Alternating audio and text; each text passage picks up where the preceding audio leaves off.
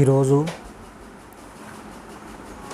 ఎర్రబెల్లి దయాకర్ రావు గారు గత 10 సంవత్సరాల నుంచి మాట్లాడని మాటలు ఈరోజు తెరపైకి ఎందుకు వచ్చిందో ఒకసారి ఆయన మాట్లాడిన విధానాలు ఒక పేపర్ వాళ్ళు దాన్ని రాయడం జరిగింది. ఆ వార్త ఏంటి అనేది ఒకసారి పరిశీలిద్దాం.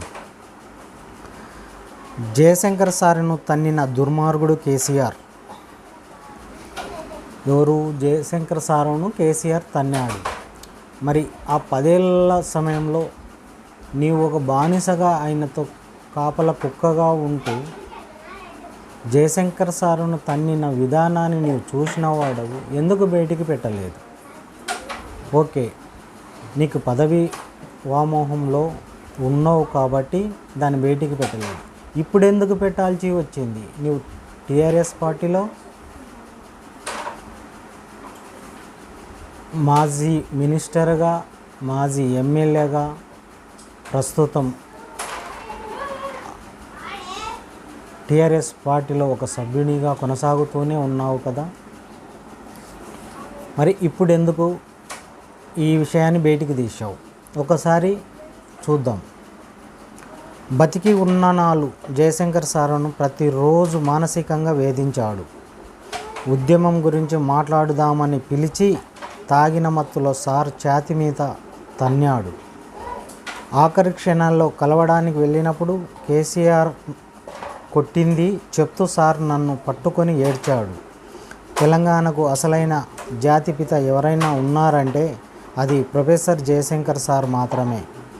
అధికారం పోయిన కేసీఆర్కు తల నుండి కాళ్ళ వరకు అహంకారం ఇంకా దిగలేదు. అహంకారం బలుపులో కొడుకు కేటీఆర్ కూడా కేసీఆర్ను మించి ఉన్నాడు.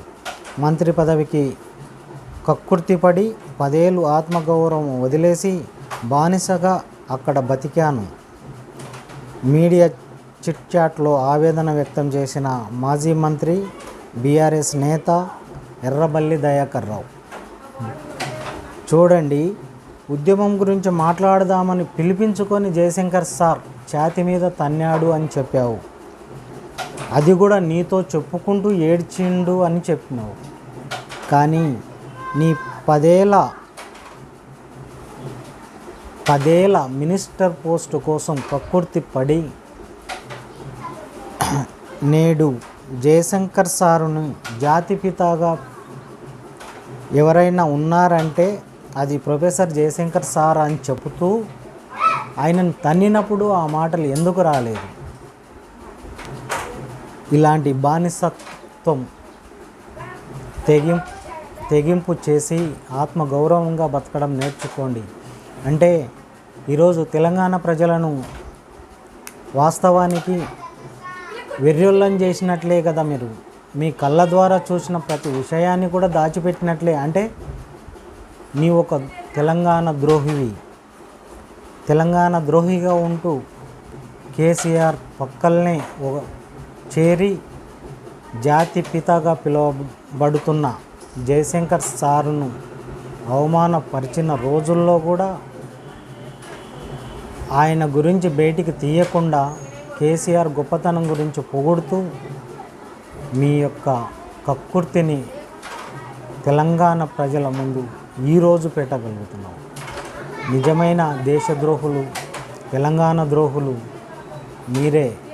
జయశంకర్ సార్ని ఎంత అవమానపరిచారో అంత బాధపడుతూ ఈరోజు ఉండొచ్చు. అది మీరు చెప్పిన విధానమే తెలుస్తుంది. Thank you. ఈ వీడియో నచ్చినట్లయితే అందరూ చూసి మీకు నచ్చితే సబ్స్క్రైబ్ చేసుకుంటారని ఆశిస్తున్నాను. జై తెలంగాణ.